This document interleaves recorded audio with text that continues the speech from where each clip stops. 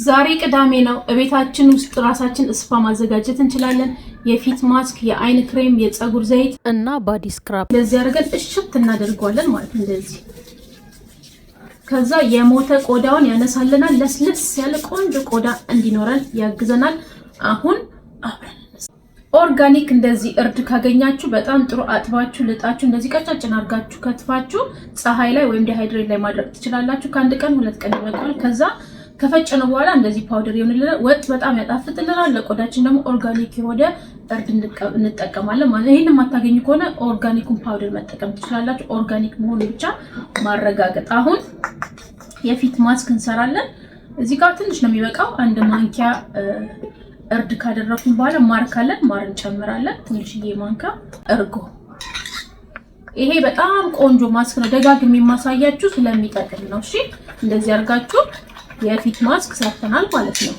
ለአይናችን ስር ደግሞ እንደዚህ አይናችን ስር የሚጠቁርብን ደግሞ ትንሽዬ ማንኪያ ቡና እና ማር አድርገን ይሄ ደግሞ ለአይናችን ስር ይሆንልናል ማለት ነው። እዚህ ጋር ደግሞ ባዲ ስክራብ እንሰራለን። ስኳር አዘጋጅቻለሁ። ከዛ የኮኮናት ዘይት እጨምራለሁ። እዚህ ስትራች ማርክ ካለብን ወይም ደግሞ ቀለል ባለ መንገድ ባዲ ስክራብ ለመስራት ስንፈልግ እንደዚህ አድርገን የኮኮናት ዘይት ከሌላችሁ የኦሊቭ ኦይል የወይራ ዘይት መጨመር ትችላላችሁ ማለት በወይራ ዘይትም ይሆናል። እንደዚህ አድርገን ቀለል ባለ መንገድ ባዲ ስክራብ ሰራን ማለት ነው።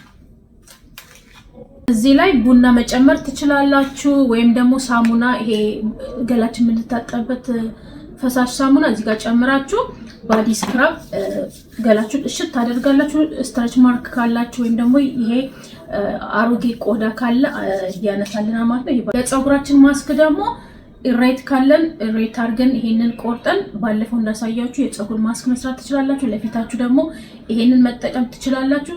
ይሄ ማታገኙ ከሆነ ደግሞ ባለፈው እንዳሳያችሁ ዘይት ሰርታችሁ በቅርንፉድ በቃርፋ አድርጋችሁ ዘይት ሰርታችሁ ዘፍዝፋችሁ መጠቀም ትችላላችሁ። እንደዚህ ካልቻላችሁ ደግሞ የወይራ ዘይት አድርጋችሁ ማስክ ብቻ መጠቀም ቀለል ባለ በወይራ ዘይት ማስክ አድርጋችሁ 1 ሰዓት 45 ሚኒት ቆይታችሁ መታጠብ ትችላላችሁ ማለት ነው።